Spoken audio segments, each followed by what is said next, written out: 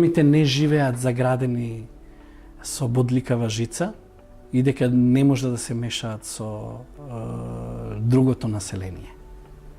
Не, тие живеат, работат, се движат и со другото население и представува еднаква опасност и од едната и од другата страна.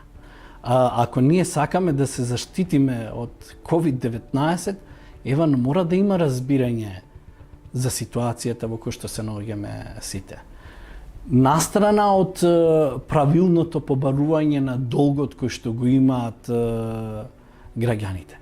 Јас сум длабоко убеден дека не се единствени ромите кои што должат на Евана.